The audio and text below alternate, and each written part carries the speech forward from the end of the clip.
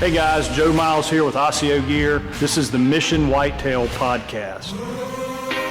We're going to be doing a deep dive into what it truly takes to kill these mature bucks. We're going to step outside the box and look at the why for gear, tactics, training, and more importantly, the mindset from over 35 years of chasing these magnificent animals all over North America.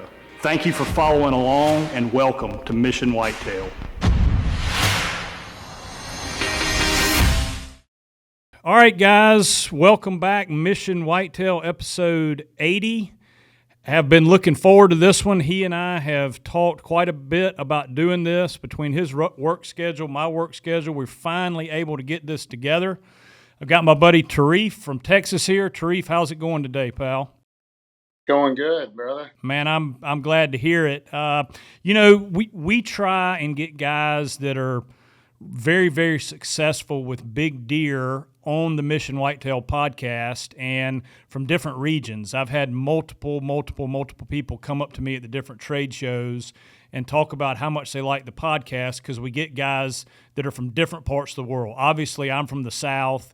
You know, we've had Jay Maxwell on. We've had Adam Hayes up in Ohio. We've had Andre from Iowa. This is our first episode with a guy from Texas. So super excited about that. And Tarif, I might go long here for just a minute before I get you to kind of introduce yourself, but wanted to just touch on briefly. We talk about relationships and how important they are and how they can evolve over time, just how you and I met, which I think is a pretty cool story. Your stepdad, right? Dale. Yep. The game warden from Texas, and he had a injured owl that he brought back to health named Woody, and he posted. I know you're cracking a smile. I am too. He set up a Facebook page for this owl, and man, it got thousands of followers. And the thing would fly in at night, and he'd feed it chicken, and pretty cool. Well, he reached out to me and said, "Hey man, I finally somebody got it and has created a camo pattern that is very similar to owls and how well their camouflage pattern does. And we've got this big page. I'd love to do some type of collaboration with you." So we sent him some gear. He started posting about it. Actually had some of his followers buy some stuff. Fast forward, maybe 6 months, and I guess you and Dale got together and talked, and you had, you're a younger guy than me, obviously, had watched Matthew's Dominant Bucks and some of those shows growing up. You reached out and were like, "Hey man, love what you guys are doing. I know you're buddies now with my stepdad Dale, and here's a little bit of my resume." And man, immediately blown away with the deer, the free range, non-baited, big deer you are killing in Texas. And I just thought that was fascinating how you and I got together. That morphed into you being part of Team 200, being a big part of Osseo Gear, because we love getting our stuff on guys that are, no better way to put it, straight up killers of big mature whitetails.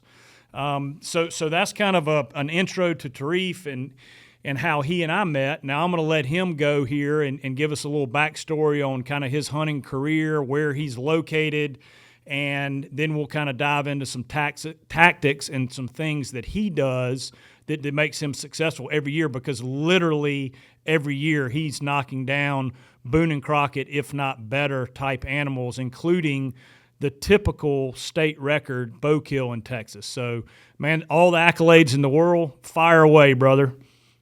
Yeah, so that's how we met, is that after I'd killed that deer, and I remember Dale had sent you a picture, and then, I reached out to you, and, when I was wearing a specific brand of camo, and then I hadn't seen his stuff yet, and I seen it, and I was like, man, I really like that, and I like the way it looks and everything, and man, I was just thinking a while ago when I was having lunch, first off, the price point of Osseo is, you're not going to beat the price point for what you're getting, right?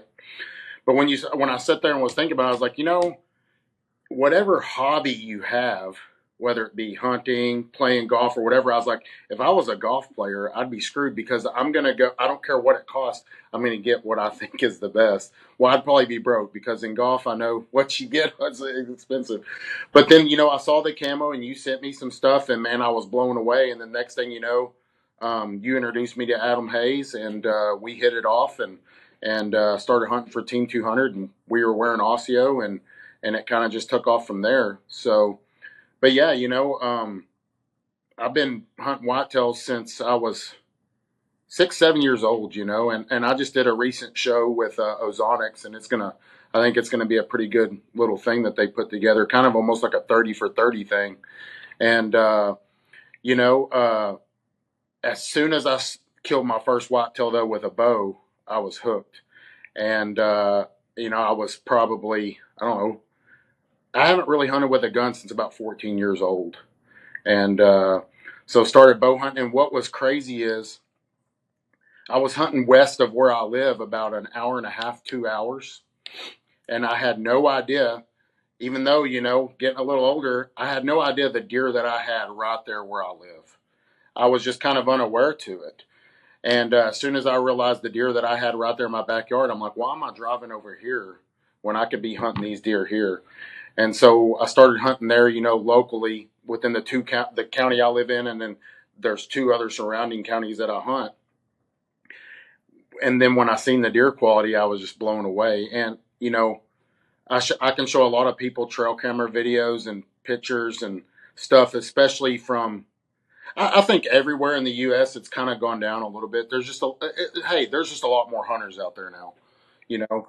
But back in about, I would say 15, 16, 17. I mean, if I showed you some trail camera videos in August of bachelor groups, you'd say, well, what pen were they in? And I mean, it's just crazy looking. And so then I started bow hunting, right there where I live, and man, just started knocking down big deer. And, I always said, you know, I have followed you guys and the Team 200 guys, way before I started. And you touched on this on one of your podcasts. And man, I just started watching what you guys were doing, what you do in the off season, what you do during the season, how you approach things, the gear you guys were using. And, man, just mimicking that, and yeah, I hate to say it, but y'all guys were like the Tom Brady of deer hunting to me. You know? And but anyways, it just took off from there, and and it's every year I've become a little bit more knowledgeable, and especially of the deer right there in my core, where I hunt.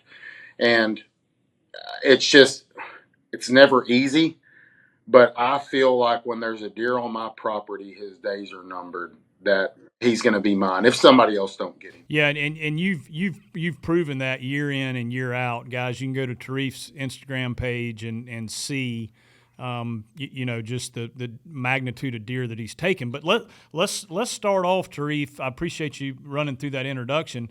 Let's talk about habitat, because I kind of touched on this earlier. Like, I'm a big South Texas guy. Like, I had a lease down in Three Rivers for 12, 13 years. Got invited down to a huge place on the Nueces River near Carrizo Springs this year. Go over into Mexico, and I love that South Texas, that flat land, brush country. I love it.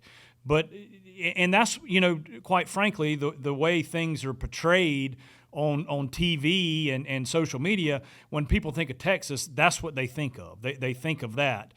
Talk to us. You don't have to get specific about the exact area that you're in, but talk to us about your habitat and how it literally is almost completely opposite of that.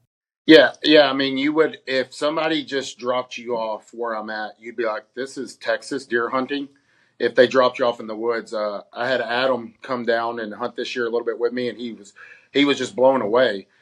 Down there where you go in South Texas, everything there is going to stick you and poke you, and I don't really have that. And I have areas that look like Kansas because you got your cedar thickets and stuff like that, and then some of your farmland where you're hunting strip timber and stuff.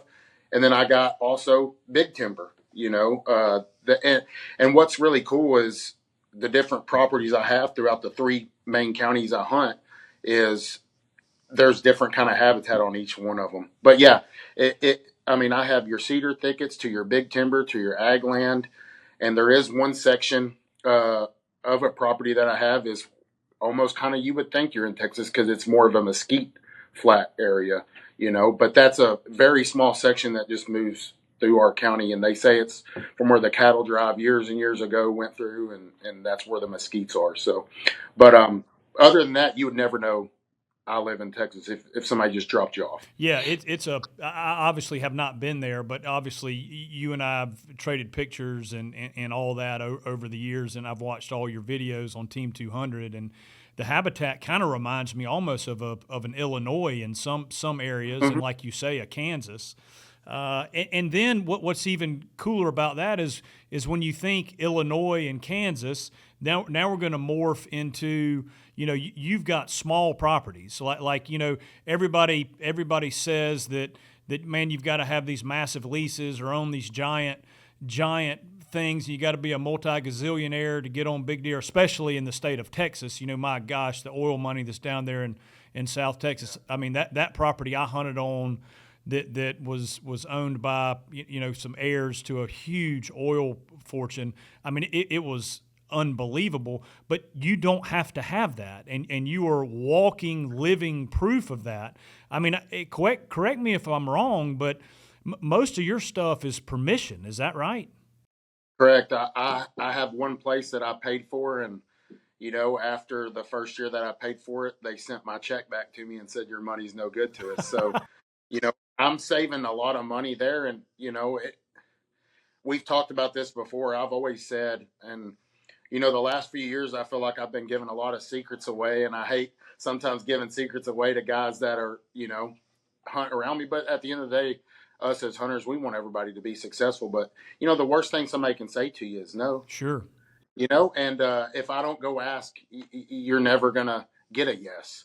And so a lot of my stuff was just talking to people, and one good thing that we have is when you offer to help people out with pigs, well, that can go a long ways and then lead into some deer hunting as well. Yeah, yeah. I mean, I didn't realize. I knew you had pigs up there, but I didn't realize they were as big a problem as South Texas. Oh, it's bad. Yeah, and Yeah. here, South Carolina, same thing, man. I got a bunch, well, not a bunch. I got some mineral out the other day, and had a camera on it just to kind of watch some of the growth start. And first two nights, pigs come in, wallow in my mineral. They want to get that all over their coat. Now they've left, and the deer are in there heavy, but they're just always a problem. I mean, we helicopter hunt them, and basically we're a mini Texas when it comes to hogs. We do everything from everything except maybe an atom bomb, but we do trapping and helicopter hunting and everything else. So that's a challenge. I mean, the way I look at Texas is there's places that have pigs and there's places that's going to have pigs. That's how it works. Yeah, Yeah. yeah, they're invasive and they are a mess. So let's maybe start with your. Let's do this. Let's start at the very beginning. Like, okay, I'm in your area, or it doesn't have to be your area. What is your approach to gaining permission? Because I get guys in South Carolina. They're like, hey man, there's a church over here that owns 14 acres, and I kind of want to see if I can get permission. What is again? And we're going to be talking tactics. You can be as vague here as you want to be, but pearls of wisdom. Just maybe some umbrella statements that could help a guy that's wanting to get permission, or some things that have worked for you in the past, and then we'll start getting into some tactics once you've secured the areas to hunt. Yeah. So, the first thing is you want to make sure it's a deer that's got an area that's got deer in it. I'm very fortunate that the state pays me to drive around. So I get to drive around and see where the deer are. But let's just say I didn't. Well, I'm wanting to be in a deer area right first. But, if I get that little church that's got a little bit of property, I'm going to approach it, I always approach it as, hey, I would like to lease your property or this or that. And, I don't want to start out with trying to get anything for free. And believe it or not, down here in Texas, just people are very friendly to you. And, and it's not like, up north, and those other big deer states where they realize I hate to say it, but they don't realize what they're sitting on. and especially if they're a non-hunter or something. And, a lot of those people, I'll offer to help them out with the property. One of my best properties that I have, it started out with, the lady had some horses and different stuff, and I just helped her around there. So, but I'm going to go and I'm going to ask permission. I'm going to let them know first off, I think everybody on this podcast is bow hunters for the most part. So the key, I think, a lot of people when they think of deer hunting, they used to think of, or your typical person may think of campfires, guns, four wheelers, and stuff like that. I let them know right off the bat, hey, I bow hunt. Okay. I'm not going to have a firearm out here and everything. And that makes people feel a lot more comfortable from the beginning. And, I let them know that, hey, you'll never know I'm here. I'm going to come and go. I'm like a ninja, you know. And one thing that I've really found is if you can get a lawyer to just draw you up, a form of them not having any liability if something happens, that really makes them feel comfortable too. And I've had some people, I don't throw that out there right at the beginning because it could kind of scare them a little bit. But if they're kind of on edge, or I feel like I'll say, hey, I have this consent form where you can sign it. You're holding no liability on your part, and you know I'm fortunate to where there's a lot of this property that the owners have never even stepped foot on. And they're wealthy people that, have gained this. And that's what they're worried about more than anything. In the end, they really like having somebody out there to look after the property. And I've had good relationships with those people. But that was their biggest thing, was liability. So I had a lawyer just draw me up a form and show it to them. We both sign it, and they feel more comfortable, and now I'm getting the hunt. A lot of, also, I don't know how it works in other states, but I've gained access to some properties by helping them with their taxes. Hey, I don't know if you have any kind of exemption, but I can help you get this into a wildlife exemption, and it's going to save you money on your taxes and that. I've got property that way too. But it first starts by just being a people person and being able to go up and talk to those folks and try to gain access, and then using those other things that make them feel comfortable about it. Because at the end of the day, if I get hurt out there, I'm not going to sue the person, but they don't know that. They don't know me, so that makes them feel more comfortable about it. Yeah, one thing that I have done here too, and it was by mistake, is there's a big timberland guy here in South Carolina, and he had about 50 acres off of a railroad track that was kind of a suburban, urban type, right on the cusp. And I went to him and said, I'd love to bow hunt it. And he said, absolutely. He said, I just require anybody that hunts any of my ground to have $500,000 of liability insurance, and it's like $200, right? Yeah. You can get that. So that's something, for guys that are listening that are trying to gain permission. I love Tarif's idea or what he does with the document there that they sign that releases them of any liability. But then on top of that, if you can get a little liability insurance policy, I mean, then it's just a double check and is going to give a lot of good comfort to the landowner. And again, you made another really good point. Don't bombard them with that. Don't come out of the gate and go, I got liability and I got insurance. And, that's going to freak them out, like you say, is you just kind of grow into that. And, once you establish a good relationship and relationships, and then we'll get right back into hunting, but relationships are so important. And obviously you and I have developed a very good relationship over the years, and they need to be reciprocal. And I guarantee you that you are not we'll call it tenant, or the guy that hunts their property, that reaches out to these people on November 1st. I am Correct. guessing that you keep a relationship going with these people. How are you doing? Merry Christmas, Happy Easter. Can I do anything for you throughout the year? A little goes a long ways. I always, Christmas, Thanksgiving, they're not forgotten. Thanksgiving, you know what? If I go spend $200 on them, well, that was way cheaper than what would have cost me to kill that 180-inch deer somewhere, I can assure you. And, it can be just anything. I'll just ask them what they like. There was one particular rancher. This kind of almost got me in trouble, but he always had a big chew in his mouth. Always had a big chew. And so one day I asked him, I said, "Hey, what you chewing on there?" He said, "Well, you can't really find this anywhere. It's called Days Old Work, and it's on the brick, right?" And I said, "Huh." So I went and bought him $100 worth of it. Well, couldn't get a hold of him. Went by his house that day and knocked on the door, and his wife answered the door. And I said, "Hey, is such and such here?" And she said, "Well, he's taking a nap." I said, "Well, hey, I'd like to give this to him just as a thank you, you know." And she knew I was going to be hunting the property. She opened that bag and looked in it. She goes, "Well, I didn't know he chewed anymore."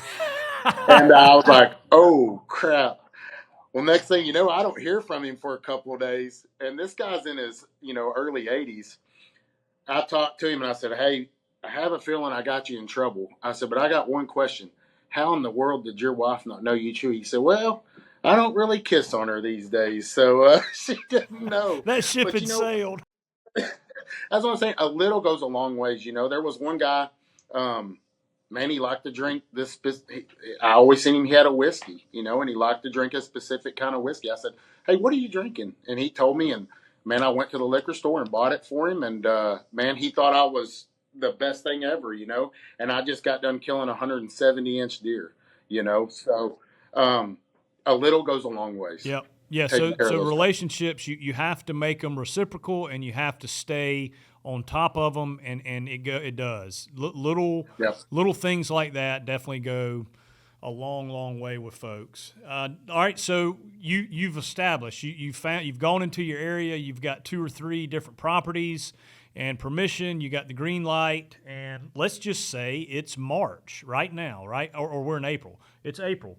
Walk us through. You just picked up 2 new properties. Kind of what's your strategy there, along with the properties that you already have, and you already have an inventory of deer from last year that you think are gonna pop and be ones to consider, hunting. But let's get into these new properties, because there are going to be a lot of guys listening that are out trying to get new properties right now for this coming season. So once you've secured them, what is your next step? So if it's a new property, I mean, the first thing I'm going to is I'm going to my map, right? And I'm looking to see what that looks like. And then you can't learn, I mean, looking at it from there is, one point of view, but you got to get boots on the ground and start going out there. What I really love about towards the end of the deer season, after deer, I used to, this may sound crazy for a guy that kills whitetails like I do. I used to not shed hunt. I believed in, I don't want to bump my deer even if it's the day after deer season. I was so wanted those deer to just be calm and always feel well. Then I realized, hey, I'm not hurting it like I thought I would be by walking around out there and looking for sheds. But what are we having right now this time of year? We're having a ton of rain. Well, and we've had rain throughout those winter months and stuff. I mean, those trails are going to be so pronounced right now, and the creek crossings and everything, that you're going to know where the traffic is just right away. You wait until a little bit later to start doing that. Well, everything's so dried up, you don't know what's fresh sign and what's not. So man, that's where I'm just out there, boots on the ground, walking, looking. And but yeah, I'm going to start with maps, and I'm going to get my boots on the ground, and then I'm going to get them trail cameras out and start. I mean, I've always said you can't have too much land and you can't have too many trail cameras, and so I'm going to just saturate it with trail cameras. And when do you get those cameras out normally, Tarif? So I just pulled everything back like at as soon as they usually shed out, which this year was crazy. I have a deer that I'm looking forward to killing this next year, and my last photo of him was March 15th, and he still had both sides. It was really crazy. A bunch of deer did, and boom, he disappeared. And it's a deer that I have a lot of history with. I've stayed away from him the last 2 years. I think he has every bit of the potential to be a 200-inch deer this year. But he's over in the wheat fields right now. He's across the creek and over in a wheat field. So, I typically would pull them right after they shed. I'd get them in, clean them up, update them if it's something you can't update wirelessly or something. Update them, get them cleaned up, and I get them back out as quick as I can. Now, so they're already all back out there. Now, I may not be paying my subscription for them because that gets pricey, but I'm definitely going to have those cameras out there and checking them every month or two, and just to see what's going on. So I believe in getting them back out there as quick as you can. And Tarif, what most of your properties are 10 acres, 50 acres, 100 acres, a combination? It's a combination. I had one place that was really, really big. I mean, it was huge. I've lost most of it now due to development. But I have one place that's an awesome place, and it's 18 acres.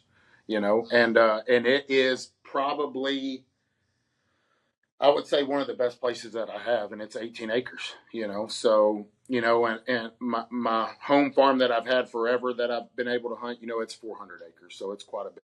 you know. So, but I mean, I also had that one property. It was a couple thousand at one point, and it's dwindled down to now, like I have just this one little small section of it. So, Yeah, well, I imagine that's pushed the deer down too a little bit. Pushed them oh into yeah, into different areas. So yeah, I mean I get that. As I've hunted some of those smaller suburban areas where developments happen and as houses go, it gets to a point. It's a diminishing return. When it gets to be too much, it's over. But yeah. Well, that's where if I know that a big deer is living here, even though I'm hunting there, I'm trying to get everything around it. And if not around it, hey, this creek system, like not this. So it had been not this past year, the year before.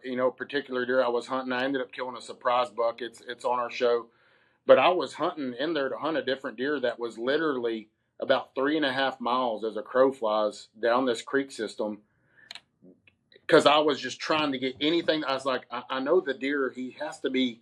I'm not getting him often enough, and he's not living here. I picked him up within 24 hours, 3.5 miles away on a place that's 20 acres. So even when the season's going on, I'm still, I'm always looking for property. I'm always looking for property. Now, you know, the property I'm looking for is because the deers went missing and I'm really trying to locate him. I'm not just going in there just blind. But, you know, that particular county this year, I didn't have a deer over 110 inches, so I was trying to get anything I could to just find where a big deer was. it's interesting and we beat this drum all the time. You mean to tell me that you work really hard at whitetail hunting? You mean you put in hours and hours and hours and knock on hundreds of doors and run a bunch of trail cameras and sacrifice your after hours and your weekends? You mean you do all of that and that's what makes you successful? I mean, you're kidding, It's right? sickening. Yeah, I mean, hey, it comes down to, I don't care what you're doing. If you don't put the time and the effort in, to me, when I'm out there to hunt, that's the treat, that's the dessert. I've already prepared everything else, ate the meal, enjoyed it, and now it's dessert time. I mean, that's what you got to do if you want to be successful. Now you can get lucky, but you ain't gonna get lucky 10 years in a row or whatever. You're just not going to. No, it's funny. We were doing that seminar last weekend, and we got another one coming up this weekend. But that's the hunt, right? Yeah, Everything you do from the day the season's over to the day the season opens, that's actually the hunt, yeah, and then the killing takes place. yeah. You obviously can have some hunting and some relocating and that sort of stuff during the season, but man, the guys, and it is across the board. The guys that are DIY, the effort. It's all about the effort. I mean, Troy Pottinger, Troy from Hmm. Washington and Idaho. I mean, he hunts giant expanses of woods and runs, I don't want to say hundreds, but definitely over 100 trail cameras.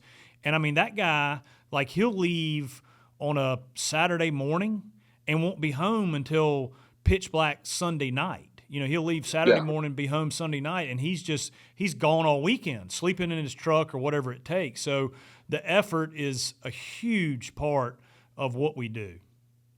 yeah. And I'll touch on this. This was with the Ozonic guys the other day. Where you really screw up, where I think a lot of guys can screw up, is you do all this prep, summertime, this, that. You're spending money. You got gas money involved, batteries involved, feed involved, whatever it is. And then you even get there, let's just say that you don't rush in, you wait till the time's right and everything. You got to follow through from the very beginning until you pick the deer up in your hands, because we were talking about recovery. I said, well, you say, boom, I just smoked this deer, but then you jump down and go jump him and don't give him time.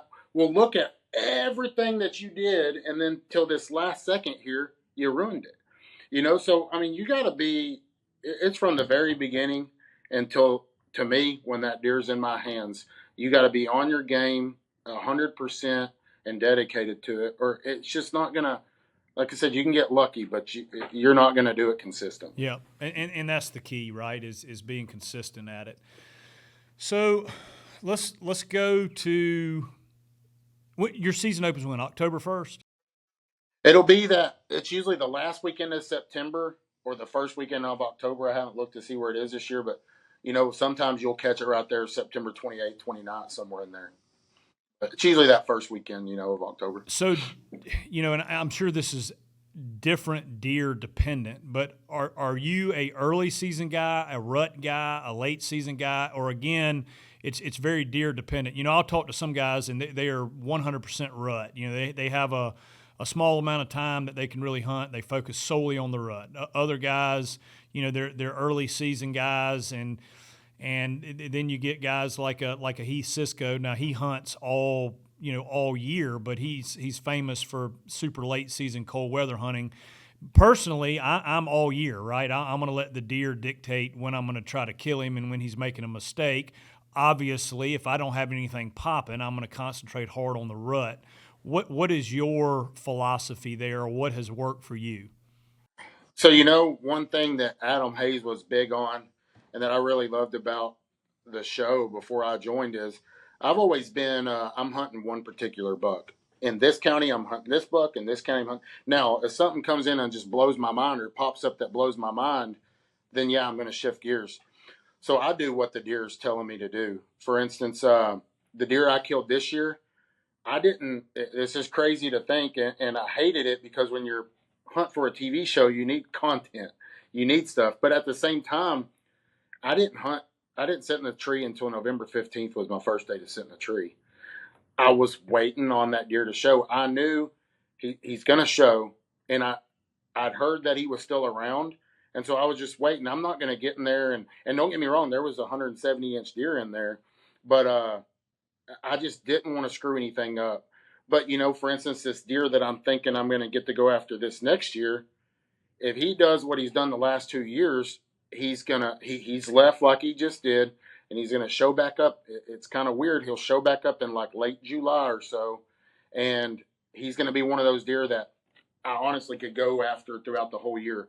The last 2 years, it's like he's almost never left the property. It's really weird, but he's gonna be at that age again. Where, I mean, they can do anything. But I just wait and see what they're doing, And if it's a deer I can go after early, well, I mean, I'm going to go after him early, and it's going to lower my blood pressure for the rest of the year if I can get one down quick. Yeah, the monkey, as they say, off the back. Yeah, no doubt about that. But it just depends, I have properties that I know, hey, they don't have a deer on them right now, and they're going to be there. So it's property. Which property am I going after? But essentially, I'm going after a specific deer, and I'm going to do what he's telling me to get out there and do. Yeah, so you're not putting blinders on and going, oh, I got to wait for the rut. You're gonna, and that's something we do a lot with Bobby Worthington. I know you've seen Bobby and maybe met him a time or two, but he is 100% about the rut, right? That's his philosophy, and that's where he and I differ a bit. Is that I love to hunt, and I have killed some big deer early. Early season. Alberta, Kentucky, here in South Carolina, we're talking August, September, and then I've killed some deer late too. So I don't think guys should get super pigeonholed into I'm only going to hunt this time of the season.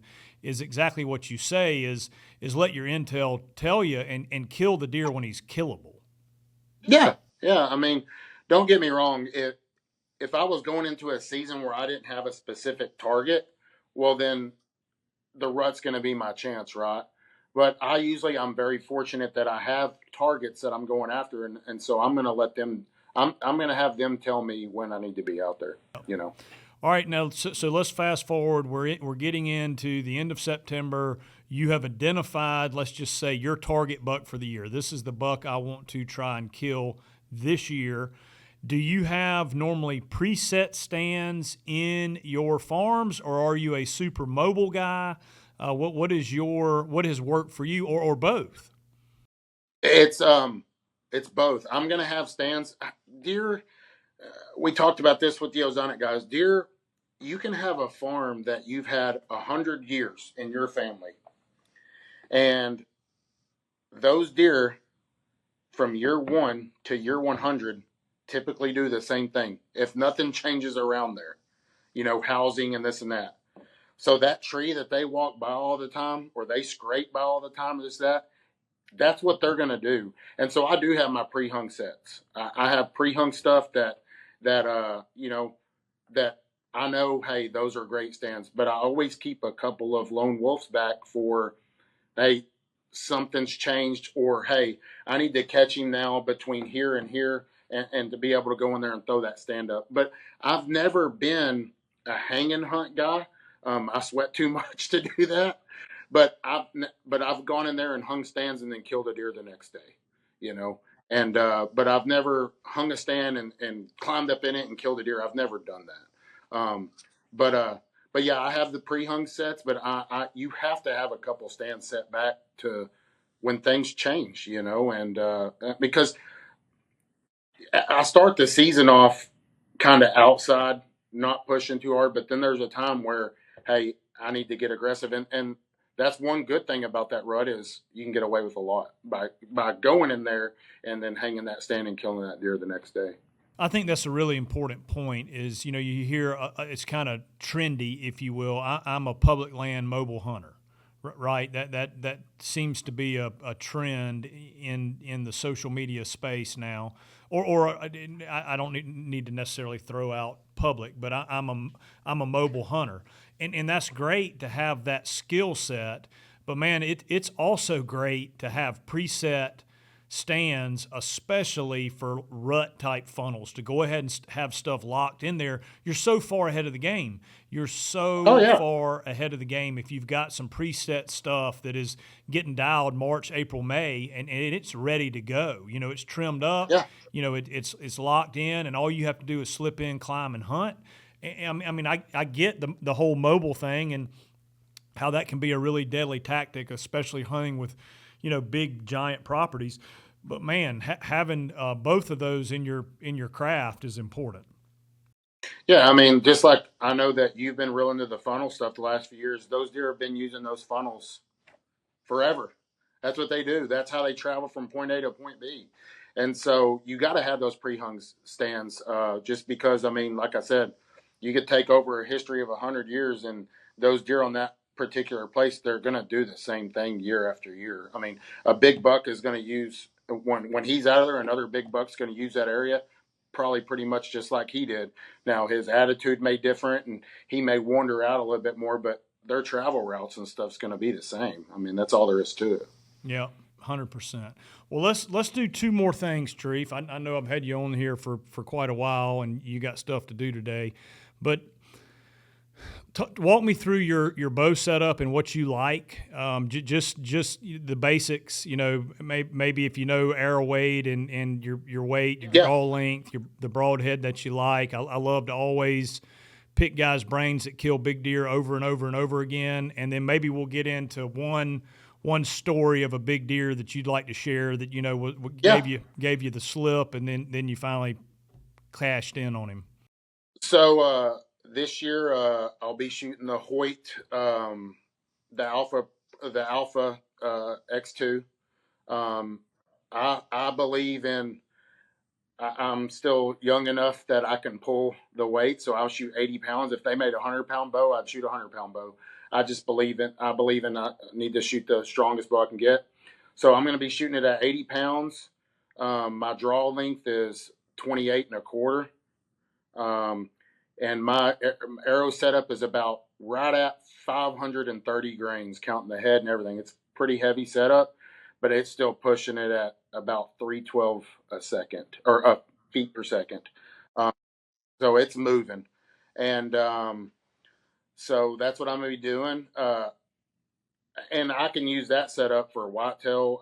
Hopefully, I do get to get up there this year with Chris in New Mexico and hunt elk. So, I mean, bear, elk, whitetail, that arrow setup's going to be perfect. And broadhead wise, I know me and you differ on that maybe sometimes because you're a huge rage guy. Um, I believe in fixed blades. Yep. I just I I try to plan everything that I do is I try to plan for worst case scenario. Hey, if I screw up and I hit this deer in the shoulder, what's it going to do?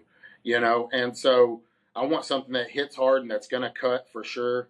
And, I use the RAD broadhead, the Rivals, the head that I use. And their stuff, what I like is, I mean, for the most part, I mean, you take it and spin it and it spins great. I think what frustrates a lot of guys on using those fixed blades is the tuning process of it maybe, and they're not flying consistent, and that's where the little things go into play on, hey, when you're fletching your arrows, what are you using really, because you can get away with a lot with a field point or a mechanical. So you need to have the right spine. You need to have everything cut and squared off exactly right. And once you get one to spin right, I mean, their head just flies so good for me. And I will say this, knock on wood, that I've never lost a deer using a fixed blade broadhead. The deer that I have lost have been with a mechanical head. Now, was that in the end? It's all about shot placement, but I shy away from the mechanicals just because I like the not. I think they're great, and when they work, I mean, that deer you shot, it was a bloodbath. But I plan for, hey, what if I screw up? What's it gonna do?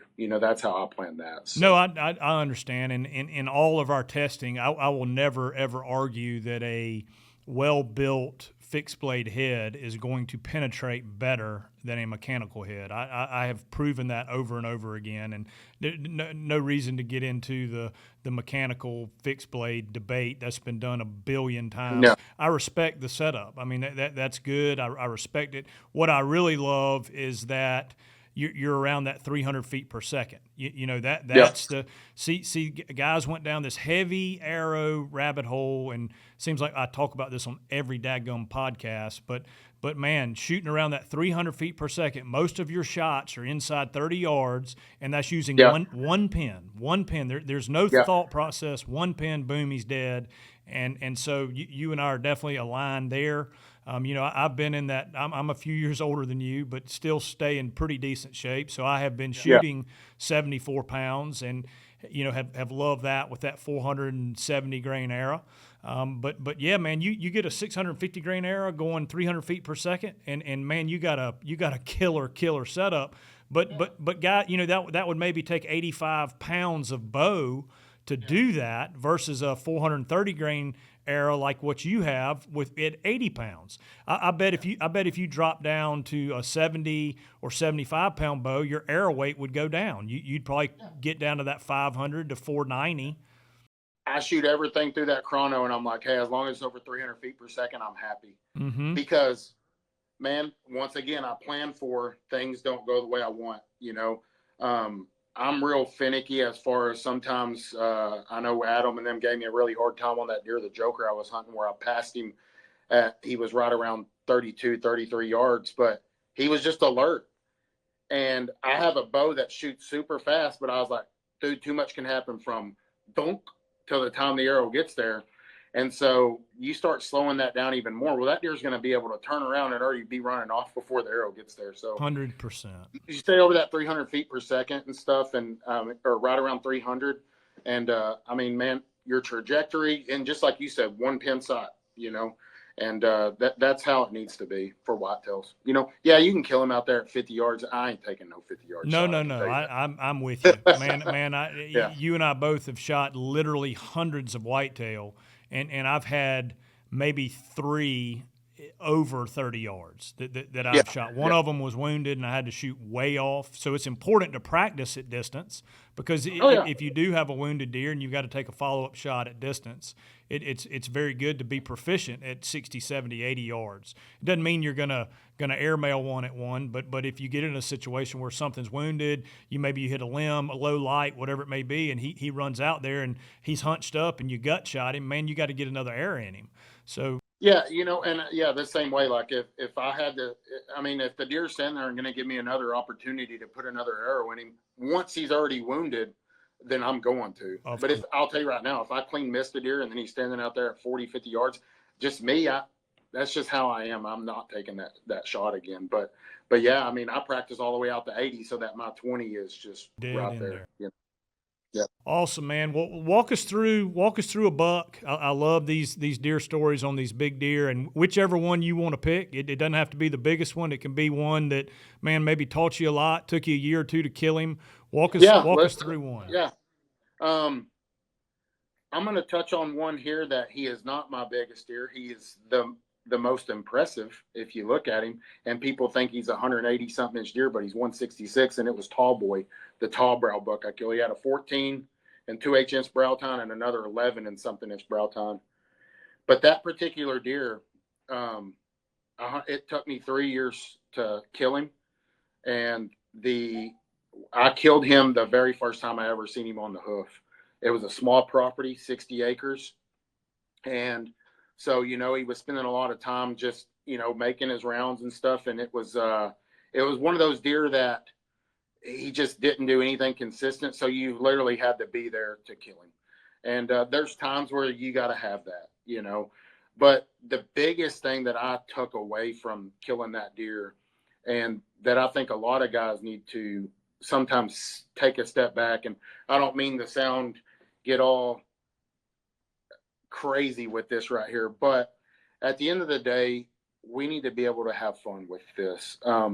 It sometimes it takes different things happening in your life to realize how blessed we really are. But I'll never forget that particular day I killed him. It was November 28th, and it was not your ideal hunting conditions. It was 83 degrees and a 17-mile-an-hour southeast wind. And I remember walking in that day, and I just said, I really had consumed everything around this deer. I mean, now, when I killed him, he was 166. The year before, he was over 200. And, I mean, he was 7.5 years old. But I remember saying, just let me enjoy this again, God. Just let me enjoy this sport, because we do get too wrapped up in it sometimes. I mean, I do. I know I get carried away with it. But, in the end, it's just when looking back at it, just the opportunity that I had to share the woods with a deer like that and get those trail camera pictures of him and share it with my close friends and people, you can't beat that stuff. And, we get too wrapped up in these scores sometimes. I was lucky to kill that record buck that I did. But, like I said, this deer right here is, 40 inches smaller, and he's one of the most memorable. It's just because I put so much time and effort into that deer and preparation and everything. And I'll never forget the feeling that I had when I killed Tall Boy. But it's, I got to where I was making hunting not fun anymore. And man, it's just, we're blessed to have the opportunities that we have to get the walk out there, And I've used this quote several times the last few years, hey, the guy with no shoes was complaining until he saw the guy with no legs. And so, at the end of the day, let's have fun. Sometimes we get way too serious wrapped up in this. And I'm one to blame, trust me. And I've become the grouchiest person sometimes during deer season. And but when what I want everybody to be able to do is really step back and give thanks, because, we never know when our last time to get to walk out there is. I've had, just hearing a recent person that I know that, they're having some complications and stuff, and just to think they give anything to just get back out there in the woods again, and unfortunately they can't. So, that deer was a fun deer to hunt. It was very memorable. He was a tough deer to kill. And but I'll never forget that day, and call me a liar or whatever. But I said I just want to have fun again. And sure enough, I had some fun when he came in Yeah, because I let him. I bet you did. Yeah. So, but yeah, that tall boy was one of my most memorable deer, and he's on the page. You can see him. I mean, he's hard to miss with those brow tines. But like I said, that was the most memorable deer that I killed, and those 3 seasons taught me a lot right there on hunting that particular buck. That's awesome, man. Tangling with one for 2 or 3 years is pretty special, and it Oh gives you yeah, gives you. and to never, that's one thing that I still have that feeling when I'm hunting these deer. I've been blessed that every deer besides almost a record buck, I think I killed them the first time I seen them. That normally don't happen, right? But it's so crazy when you sit there and you get obsessed with looking at this phone. I wake up in the middle of the night, I'm checking my cameras, I'm checking them throughout the day. I mean, it doesn't matter. And then when it's right there in front of you, you're just like, he's real, and I've always had this sense of feeling after I put the deer down and I got him. It's like, man, I'm going to miss that. I'm going to miss looking at his pictures and stuff. And, if you're not dedicated to this sport and respect them like that, then you need to quit doing it. Yeah, well, and we honor them, by Yeah. mounting them and putting them in our homes, Yeah. and I can't tell you the number of times I just go into my room and sit down, and just Stare at them. What's that? Just stare at them. Yeah, just stare at them and relive the memories with them. That's a huge part of it, is to honor them and cherish them and pass it on. I'm again older, but starting to pass things down to my son and my son's buddy's age and all that, and like you said, not to get kumbaya-ish, but that's part of kind of a whitetail play is once you start figuring some things out, as much as we love what we do, is to pass it on. And we talk about knowledge transfer and transferring that knowledge to the next generation. So yeah, man. And that's what I love about the podcast. And like I said, I've told you several times, and I'll say it here for everyone listening to see, but I thank you so many times, because my introduction to you set me on a journey of getting to do what I love to do and share it with other folks, and filming my hunts and sharing it with people and hunting, and it started with Joe Miles and Osseo Gears. So no, man, my absolute pleasure. I think it's great, and for somebody with your resume to not be doing what you're doing would be a disaster. So I think it's awesome that you're able to share and keep promoting what we love so much. Now, if guys want to find you, drop us your handles so guys can look into that and follow along with everything that you're doing. Yeah, just at @blueline_bow hunting is my handle on Instagram. And also, follow us at Team 200 TV, and that's where you can find stuff with our show. We are getting stuff out there on YouTube now, some of the older episodes and things like that, so you can go back. Heck, I was watching just the one on you just yesterday when I was on the treadmill. It was a Moon Guide series one, and man, I'm telling you that it's helped me be as successful as I have been by when I started watching Team 200, the Moon God stuff, following what you were doing, and some of the other guys like Adam Crumrin and them. And there's a lot of good information on those shows that guys can learn from. So I invite them to get into them and check that out as well. Awesome, brother. We appreciate it. We will do it again. We'll do part 2 one of these days soon, and man, I'm gonna keep in touch with you, and I cannot wait to get the season going. And I can't wait to get my hand on a set of those boots. Yeah, they'll be here in July. We'll be getting you a pair for sure. Yeah. We got some cool stuff coming this year, so I appreciate that, and we'll definitely get you a pair of those boots, no doubt. Tarif, thanks, brother. We appreciate it. See you guys. Bye.